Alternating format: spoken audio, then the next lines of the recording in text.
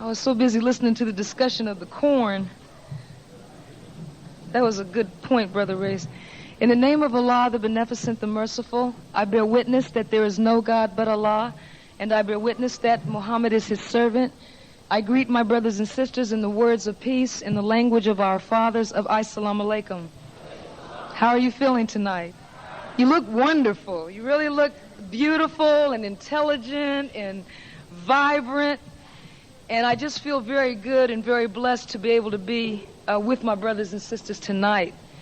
And again, as a fellow student and follower of the Honorable Louis Farrakhan, I can never thank Allah and the Honorable Elijah Muhammad enough for him and for giving to us. Even though I can't fully grasp the value of this, I can sense that if we can digest and accept the substance of this study guide number 18, that on the other side of it, we will be where the evil of this world cannot reach us. And from that point, we will actually be able to do the real work. Because we haven't really begun the real work yet. We're so busy trying to fight Satan. Now, in closing tonight, and I know tonight's discussion was stimulating because I'm sure that we can all comprehend what Cain must have felt, because we've all felt the pain of rejection before. And we know that it's a terrible thing when you have pride in what you've done. And of course, the minister defines pride as an intense feeling of self-importance and superiority, an inordinate opinion of one's own merit. So pride is an emotion we have to be on guard against. But you see, the fact that it is an emotion means we will experience it. That's the difficulty that we've got to contend with in this study, is that it is not that we are not going to undergo these feelings. That's not the trial. It doesn't say at the cover, eliminating emotion. It says rising above emotion. So we can't immunize ourselves against anger. You're going to get angry in life. You are going to be proud, which is not a good thing to be. But we're going to be that. The point is, we have to learn how to rise above our natural feelings. I want to quote from the study guide in closing tonight a statement that the minister made in the opening letter. If we are to survive our test, we must see beyond the view of the onlooker who sees with limited knowledge, understanding, and a lack of faith. And I just want to take that little phrase, that if we are to survive, beloved, we must see beyond the view of the onlooker. Now, one of our biggest faults that we have as black people is that we have settled into being onlookers. We tend to sit in the bleachers and watch what other people do, and then make judgment of that. Girl, did you see that? Honey, yes, I couldn't believe it. And did you see how he did it? How she did it, etc. And it was being in that posture that when those who were, quote, with the Honorable Elijah Muhammad learned of the existence of his domestic life, they fell into a trap, because they looked at it with the view of an onlooker. Now, what's the nature of an onlooker? That's somebody who has, as the minister said, limited knowledge. Why is our knowledge limited when we're an onlooker? Because we have no concept of what the people doing the work are undergoing. So we project our inadequacies and inferiority onto those who are willing to go out and do the work. You see? Now he says we need to see beyond that view. One of Allah's attributes is that He is the seer. Now the eye, beloved, I'm going to share with you some of the things I've been going over with the students in the University of Islam. The eye is an extension of the brain, all right? Because when we talk about Cain and pride, we're talking about perception. And Cain is looking at Abel and he's making judgment as to the value of what Abel did. But he's not looking through Allah's eyes. He's looking through his own eyes. And it says that when Cain, when his corn was rejected, here's what the minister says: his ego was crushed by the rejection of his offering. And in applying the rejection to himself, he then began to sense a feeling of being lesser. Now there's a tendency on my part, your part, all human beings, to confuse the ego with the self. All right? When in fact our ego is in truth our first self, but our first self meaning it governs our immediate reactions to things. And that's not the God. Because God operates with logic. And this is why the Honorable Elijah Muhammad taught, think 5 times before you speak. Because once we speak, we create certain vibratory energies in the atmosphere that actually produce certain results. And you'll see conversation go on in the Bible between Cain and Abel just prior to the murder. And you also see dialogue between God and Cain as Cain's mind degenerated. But we have to be able to see things properly. Now the ego, as we're taught, tends to centralize all action around itself. So this means if I see you this evening and you walk past me and don't say anything to me, my inclination is going to be, oh, you have a problem with me. You see, you may have just gotten served with divorce papers. You may have just received an eviction notice. I don't know that. And the Caucasian behavioral scientists say 99.9% of the people are totally preoccupied with themselves. So usually when I project that you are thinking badly of me, you're not even thinking about me, period. But Cain is going through changes because he said, oh, God rejected me. Well, who is he? You see, he already put himself in an exalted position to think that God would throw him away. But see, God is not looking at Cain. God is looking 6,000 years down the road. And it doesn't mean that he necessarily favored Abel as a person. It never says that. It's just that Cain offered something that was a symbol of something coming down the road that neither Cain nor Abel could perceive. But the eye is an extension of the brain. The eye takes pictures for the brain. So everybody in this room, we might look at this curtain back here, and everybody's eye will snap a picture. But it is your brain that will make the decision as to what that eye is looking at. See, 2 men may look at the same woman, and one man says, she is gorgeous. And the other man says, man, you must be blind.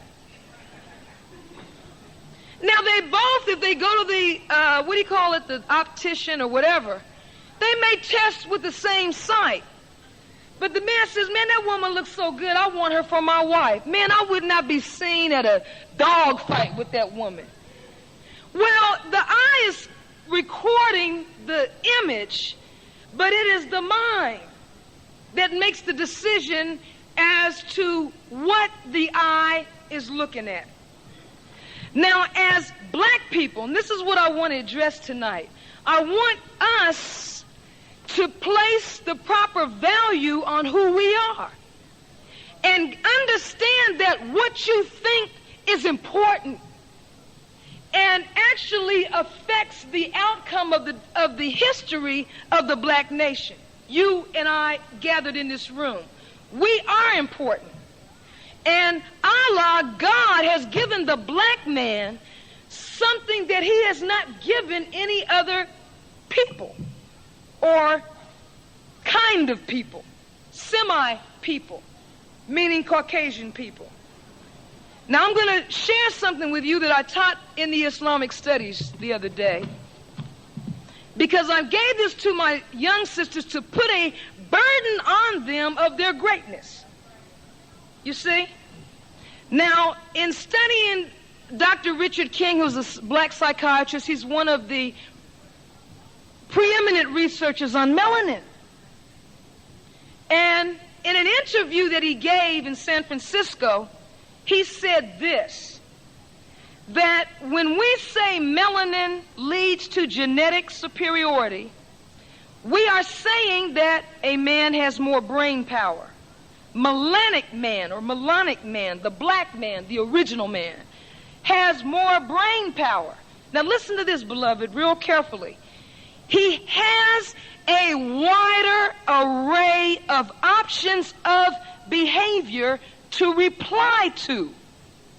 And he is able to experience a wider array of input. Now the devils have said that the brain registers what is called the flight or fight reaction. That in a situation where you feel threatened, you're going to do one of two things. You're either going to fight or you're going to run. But as original people, we have more options open to us beyond just either open confrontation or running away from a situation. This is why it may take Minister Farrakhan a longer time to make a decision on our behalf than it takes George Bush to make on behalf of the United States. See, Bush can pop up and rush into the Persian Gulf and then suddenly have to rush out. We won. How could you have won when the person you claim to be seeking the destruction of is still in power? The place that you said you were going to level still exists. You commit 500,000 men to a place and a few months later bring them back, then run out and say we won. Somebody is incompetent. But the white man genetically lacks the wide array of options. He doesn't know anything else to do but what a beast would do. Either duke it out or run away. But as a God, you've got to learn just like the spectrum. And in truth, the visible spectrum that comprises the rainbow is nothing compared to what is not seen. All right? In terms of the range of color, what's available to the physical eye can't even touch what's available to your pineal gland or your inner eye as a black person. So you and I have to come out of this either or. See, we have to become much more refined in our thinking patterns. Because if we're either or in our thinking, then we raise our children wrong. See, we only tell our children this or that. It's going to be my way or no way. But why can't we listen to the child's suggestion, process it through our experience, and perhaps come up with a decision that is neither fully what we said, nor fully what they said, but actually serves the purpose. This is how the minister has enabled you and I to survive this long. Because he has rejected the beast level of thinking, which is the flight or fight reaction. Now, Richard King says this, and I'm doing this again for Brother Shahid's benefit, because this is our mathematician, and he's a studying the number 12, and when I saw that the brother had said this, I read this in the class, and I'm going to read it again. He says, in looking at the melanic tracts in the brainstem from an evolutionary standpoint, the earlier life forms will have fewer points of pigmented nuclei along the black path nerves, the black nerve pathway. Now, you will recall that the origin of the primate, or what we call monkeys, chimpanzees, apes, orangutans, those creatures, their origin is in the effort of the Caucasian to graft himself back into the original man. He tried to do this at a certain point in his history. And at a certain point in the effort, he failed. But he got far enough to produce what we call the primate, the apes. But what this indicates is that the chimpanzee is actually more intelligent than the Caucasian. All right? And this is why they admire them so much. They, meaning white people, admire the apes. This is why white women go up in the mountains in Kenya and live with them. All right? This is why white people put suits on them and let them sit on television shows and conduct the show. Because they are, in fact, of a higher evolutionary level than the Caucasian. Now, he says here that there are 12 centers pigmented in man. The underdeveloped forms have fewer, 3 to 5. The more developed or advanced the life form, the greater number of that 12 will be pigmented. The black man is the only one that has all 12. And you remember in his Savior's Day message, the Honorable Louis Farrakhan told us when he taught us the meaning of number 12, of what the Muslims believe. Remember, he said, I asked myself, why did the Honorable Elijah Muhammad make this point number 12, as opposed to 1, 3, 5, 7, whatever? And one of the meanings of 12 is it is a symbol of rulership. And in order to qualify to rule God's creation, you have to have the capacity to see creation as God sees it. And it is only the black man that possesses the capacity to see things as God sees things.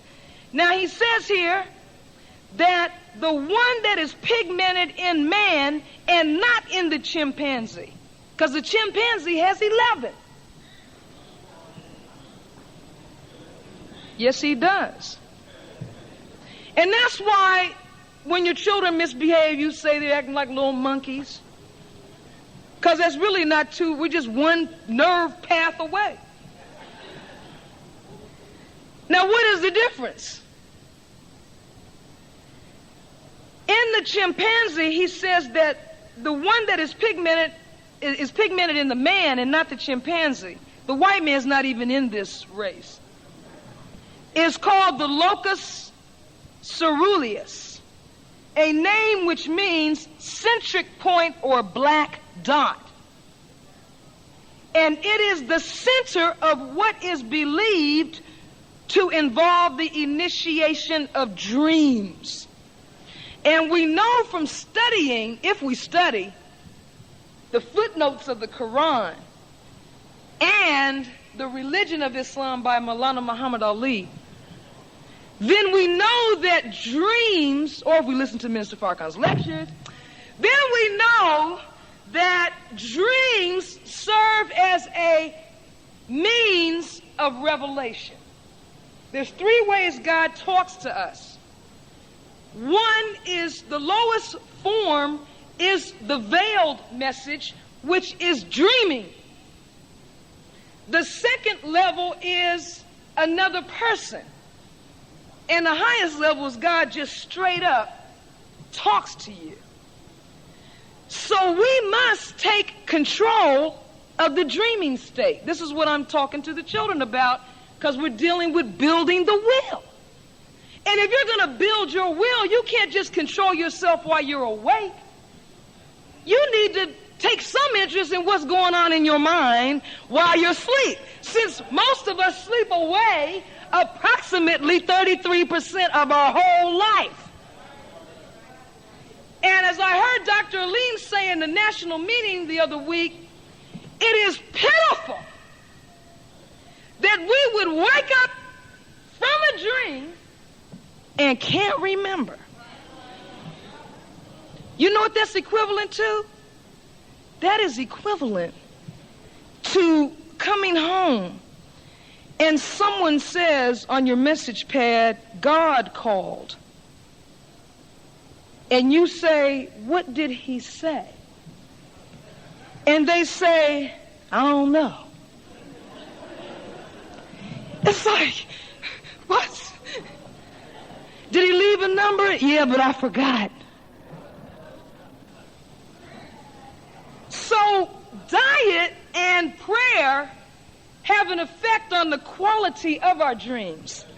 So if we go to sleep on a big giant pizza, all right, and a mound of ice cream, and a bag of popcorn, and a freakish movie, don't expect God to bust through all that crap to try to talk to you.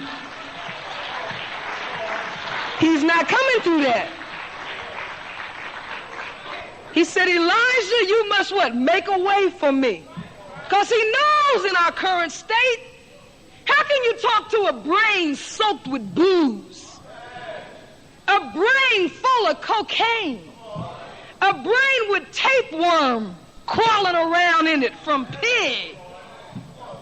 A brain filled with freakish fantasies? White women and Jewish men? No, he's not coming.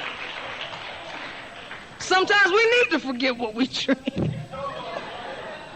In some cultures, if you dream the wrong thing and wake up and tell people, and you're in your dream you committed a crime, you will actually be penalized. Like, let's say if a man dreams he rapes a woman, and then by some madness he wakes up and tells somebody, I dreamed I raped a woman. They will actually drag him into prison and deal with him like a rapist, because as Jesus said, as a man thinketh, so is he. So, what am I saying? Anyway, no, I'm only kidding. No, my point is this, beloved. I'm dealing with this little statement the minister made, which is no little statement at all, because he said, analyze every word of this study guide. So I'm saying if he's telling us don't be an onlooker, then this means we must literally do as he said and actually project ourselves into the mind of the characters that are in the study guide. So when he asks us, male or female, to step into the shoes of Sister Clara Muhammad, then we have to do that. We can't stand back and say, if I was married to the messenger, I would read that. I would follow the Quran. Oh, pooey. How are we going to sit here and say what we would do? We have to put on the full weight of what she was carrying. Then we have to walk in the shoes of the Honorable Elijah Muhammad. And then we can't jump around and say, well, this one carried more weight than the other. I heard Minister Farrakhan say to the laborers one time, never say, I love the minister more than you. Or get into that's like your children, I love you, mommy, more than he does. You can't do comparisons. That was one of Cain's major problems. See, he sat back and he measured what Abel was doing. Well, he's just laying over there under a tree watching a flock. I'm out here digging. See, that's like us in the nation. Well, I'm searching people, or I'm selling papers, or I'm bringing in $1 million a year in charity, or I did this, or I did that. And this one only did. See, this is dangerous. This is suicidal.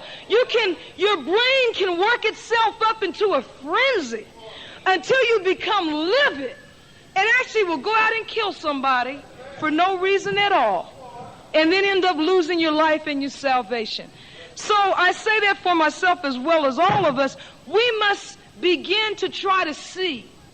So from now on, remember that all your eyes, don't blame your eyes for what you see, because your eyes only make a record. And then at night, when you go to sleep, your brain starts collating, and it sorts out all of the recorded photographs that your eyes picked up, and it assigns interpretation. And this is why our dreams sometimes are strange.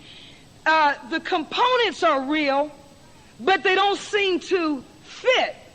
You know, like in one scene, you're in one place, and suddenly in the blink of an eye, you're transferred somewhere else.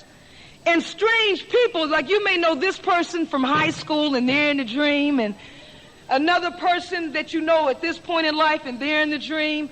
Well, all of these are stored memories that the brain is trying to sort out to clear itself of madness. And in the course of this, however, if you are doing right, God is actually using your own stored memories to send you coded messages. And sometimes he will show you something that is not only for you, but it's for all of us. You see? Don't ever think you're not the person. You can't tell God who to pick. There, as you've heard the minister say, people 3 years old have had dreams about the minister that were taken down by the parent and were of value to him. So I don't want to sound like one of these behavioral therapists or something, but one thing that the devil said is true that we should do until we learn how to really take hold of our mind. Put a pad by your bed if you don't remember your dreams. If you don't remember your dreams, put a notepad by your bed, and when you wake up, write down. Because what God would like for you to do is to seek understanding through prayer of what he said to you in the dream. That's what he uses the dream. He deliberately is not going to give you per verbatim what he's going to do. Now, if you see something as it is, that's not a dream. What is that? That's a vision. When he shows you an unfolded reality as is, then you are really dealing. Because he's not just talking to you in code. He feels you have enough spiritual depth that he can literally display to you the reality. You see? So when you get up on that level, I haven't had any visions. Had some crazy dreams, but haven't had any visions that I know of. But I understand from the minister that if it's a vision, you will know. Because when you see it, it will have, because it is a reality, it will have the profound effect of a reality. That's when you have a dream and you say, oh man, I was there. If you wake up like that and say, I was there, you probably were. So you really need to make a note of that and pray on that. And ask Allah, why did you show me this? Even before you tell anybody. If you're not sure, then say, well, why'd you put this on me, God? All the prophets ask him that. And the main thing that this study guide is teaching us how to do is what? Question God in the right spirit. Not like, yo, God, you know, why not me? But, oh Allah, like the angels questioned him. They showed you. When he gave rulership to man, the angels showed you how to do it. They said, surely we celebrate thy praise and extol thy holiness. But still, what are you doing, God? But they preface their question with, we're not getting crazy, but we're really asking out of ignorance. We're nervous over what we see you about to do. So may Allah bless us with sight, clarity of sight and understanding. And inshallah, we will come together again next week. I don't know what section of the study we're going to cover, but I would strongly recommend that you read the book in its entirety and then reread it and use your scripture to supplement, and then make notes during the week of the thoughts that come to your mind. 'Cause that's what makes these study groups good, is that you always hear things. I mean, I heard things tonight I never even thought about in terms of a viewpoint that were just utterly superb. So at this time, I'm going to ask Brother Shaheed to come up and close us out. If there are any announcements, to share those with us. And I want to thank Brother Shaheed, Brother Maurice, Brother David, Brother Bryant, Sister Betty, Brother Robert Adex. Who else? Did I miss anybody? Brother Adam, the study group coordinators for their time and effort. Assalamu alaikum. Assalamu alaikum, brothers and sisters. Please turn this tape to side 2. You will hear on side 2 closing comments made on May 10th, 1991 at the end of the study session.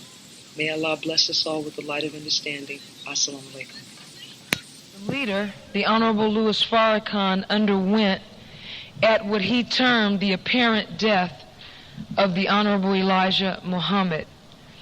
Hopefully you will, on your own, go over this section of the study again.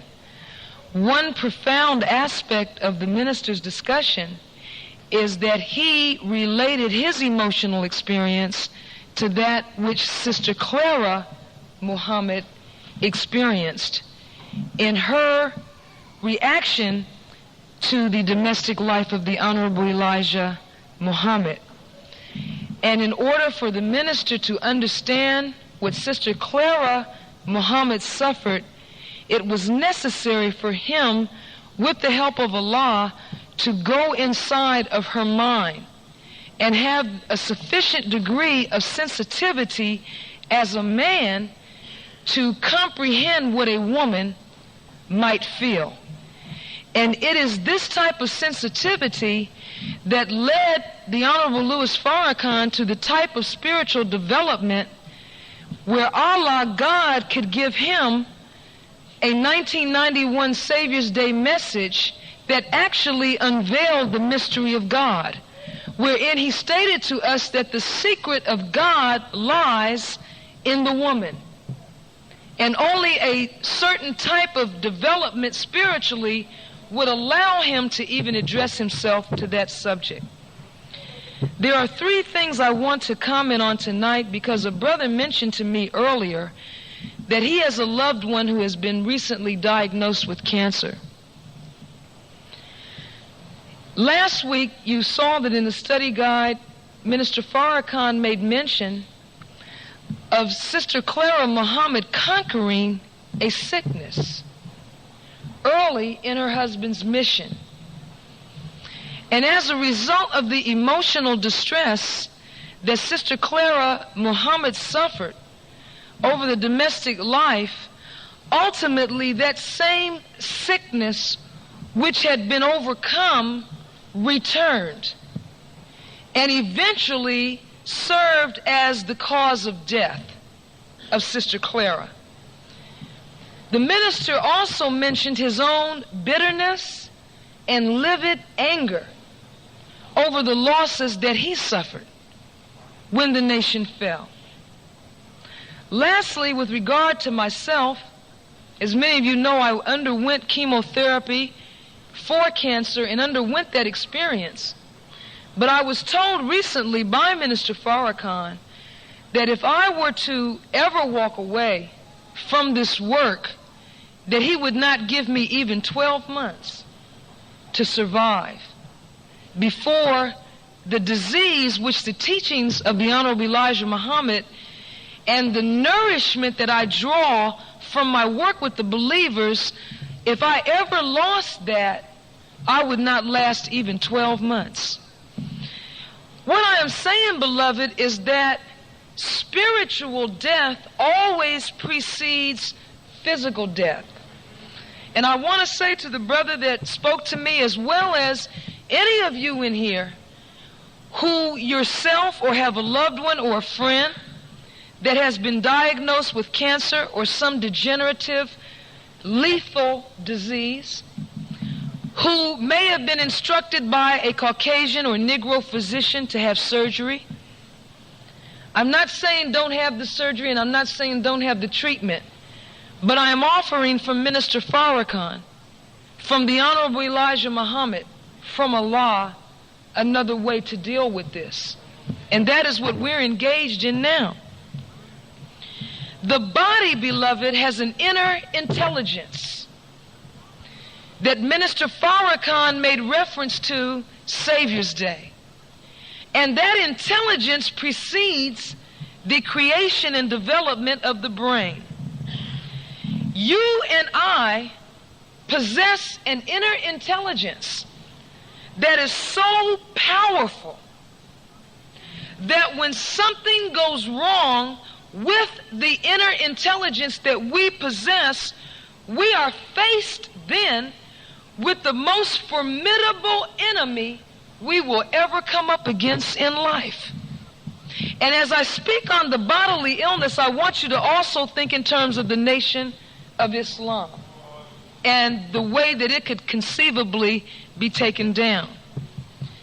Every cell in the human body is originally programmed by neuromelanin, which in turn develops the DNA. Each cell, when functioning properly, divides at a predetermined rate, producing 2 new cells after the mother cell splits in half.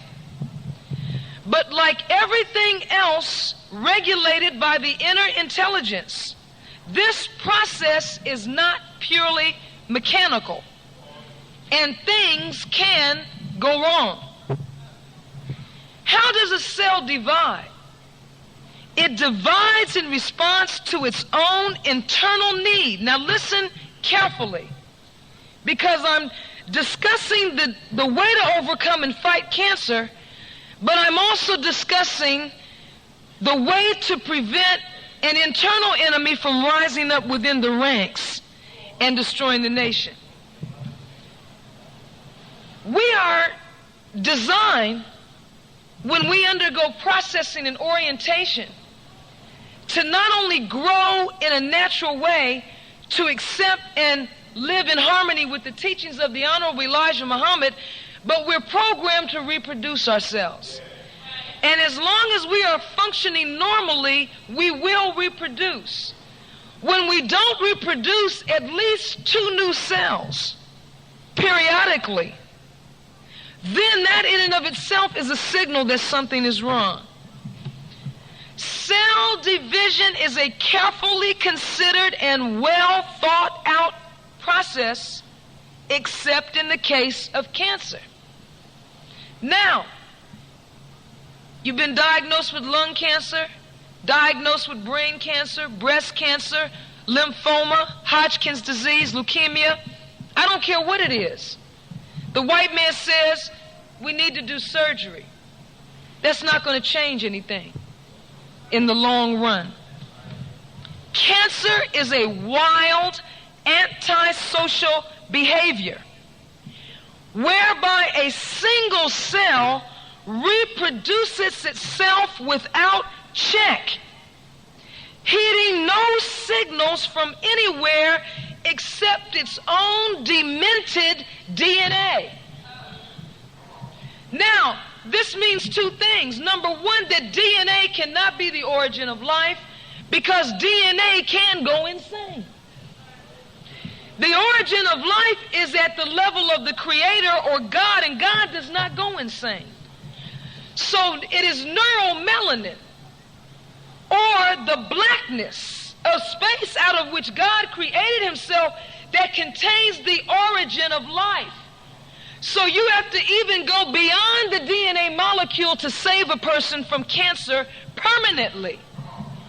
At the same time, in the Nation of Islam, when a cell or a member of the Nation of Islam reproduces his or herself without regard to proper signals, but is producing cells like his or herself based on some distorted teaching that does not originate with Minister Farrakhan, but originates from his or her own demented perception of the teachings, then you have a cancer in the nation, just like you have a cancer in the human body, and you heal both of them by the same process.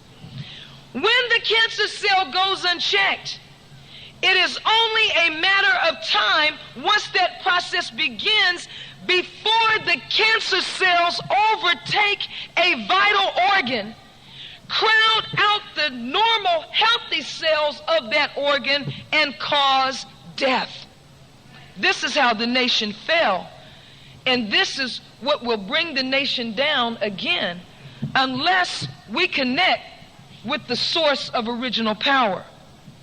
And you notice people get diagnosed with cancer, and months later they're dead.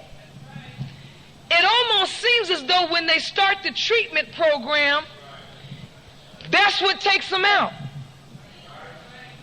So the key to survival is what treatment program we submit ourselves to, since all of us are ill.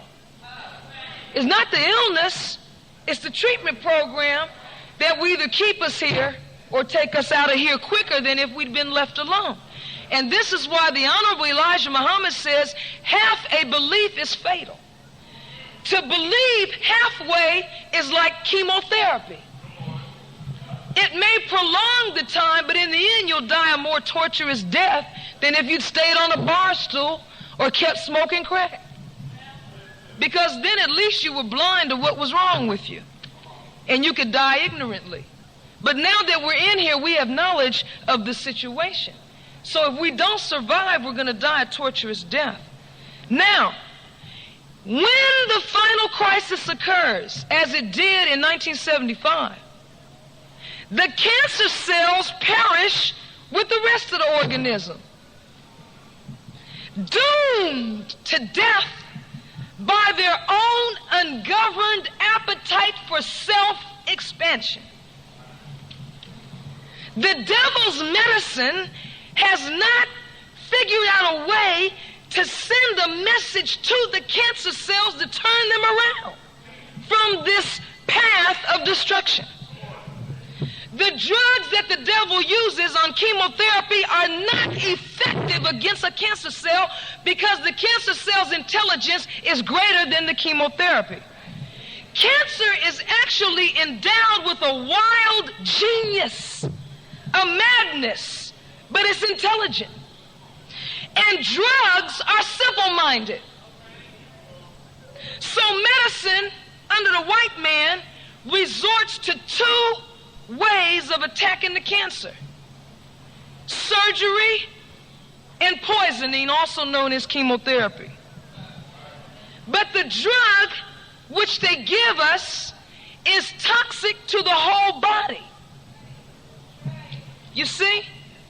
The plan that the white man has is that since cancer cells, now check this out, look again at the nation. The cancer cells, or the hypocrites, grow faster than the believers.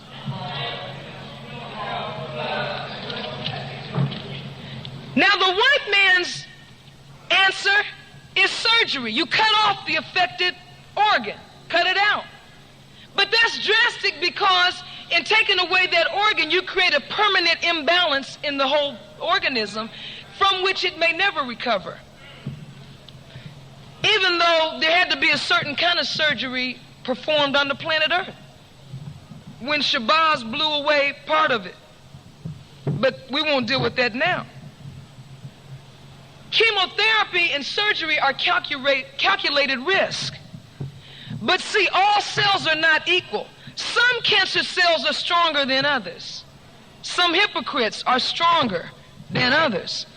Now, when you go after this thing, if you say, we're going to get the hypocrites, we're going to beat up the hypocrites, we're going to find them, we're going to kick whatever. But see, you're up against a high intelligence. By what method are you going to track them down?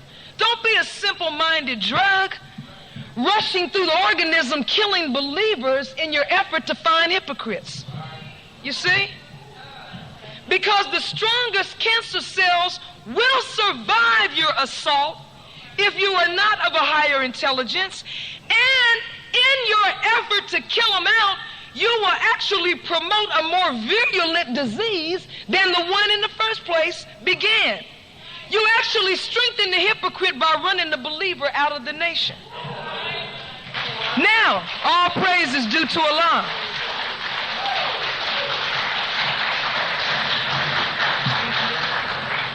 Drugs damage the immune system. Let us not be self-appointed judges and executioners when we ourselves are in need of mercy moment to moment.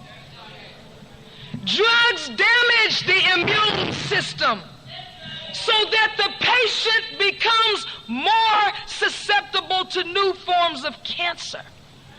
If we mistreat the believer, we make the believer so bewildered and unstable that a vicious enemy can get the believer when maybe yesterday the enemy couldn't get to the believer.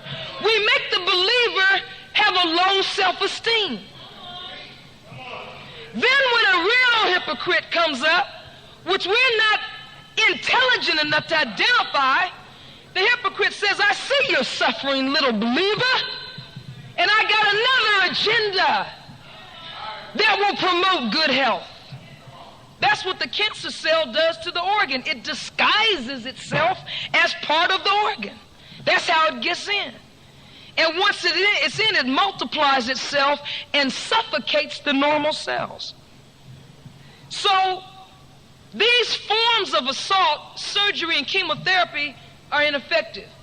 Caucasian studies show that women that get their breasts cut off, people that get kidneys taken out, livers removed, lungs removed, arms cut off, in the end don't survive any longer than people that don't. Surgery is a cave dweller's way of trying to study. That's why they call it practicing medicine. Major killers like lung cancer and brain cancer, you can't even get to those with chemotherapy. So what do?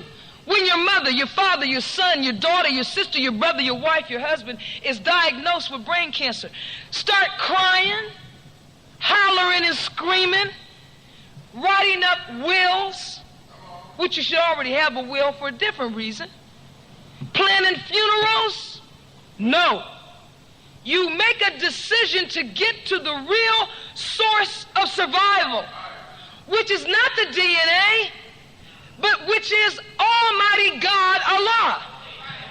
Allah's treatment is not a calculated risk. He is capable of removing the cancer cell without harming, even touching the healthy cells.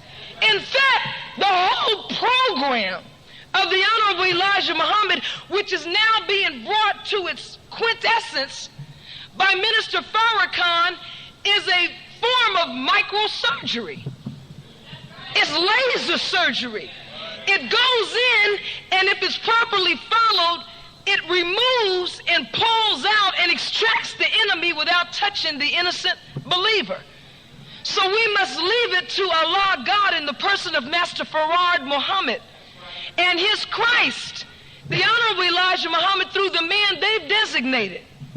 So as neurotransmitters to the people, looking at Minister Farrakhan as a spinal cord, a connection between the brain and the organs. Without the nerves in the spinal cord, the brain has no conduit with which to instruct the bodily organs. So here we are, the organs, and God is the brain, but he needs a connection. And we have a connection. And that connection is Minister Farrakhan. But if something happens to that connection, all praise is due to Allah. If something happens to that connection, the body becomes what? Paralyzed. And even though we have the ability to function, we'll be dead. Because we will no longer have a means to receive instructions from God, the brain, through the spinal cord, the nerve system that is Minister Farrakhan. He is using the Honorable Louis Farrakhan to speak to us directly. So all that to say this, we're taking this course so that we can unload and unburden our bodies from the emotional stress that comes from a lack of comprehension of what God is trying to do.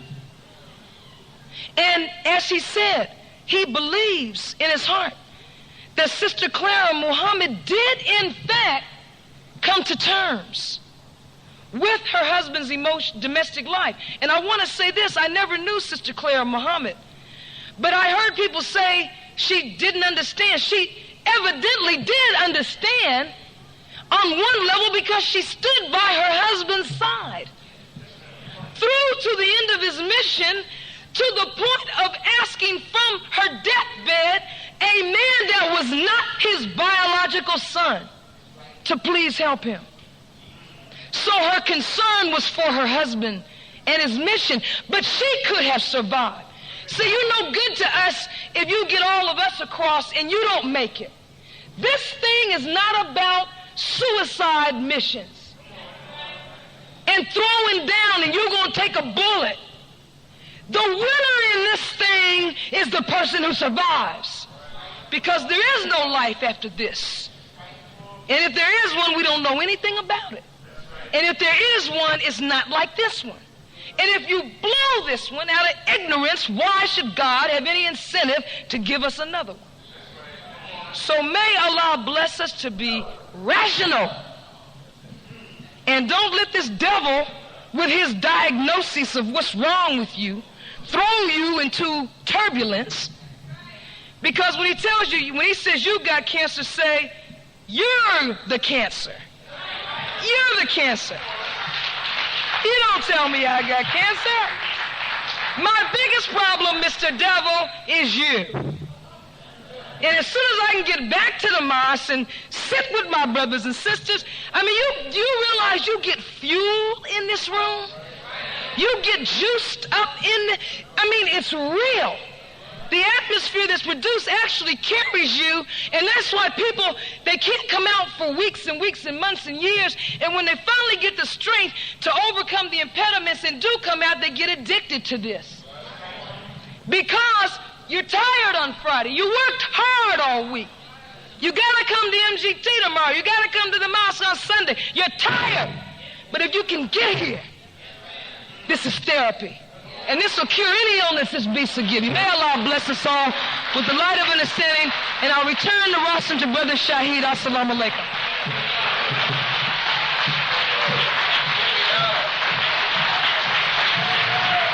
Let's give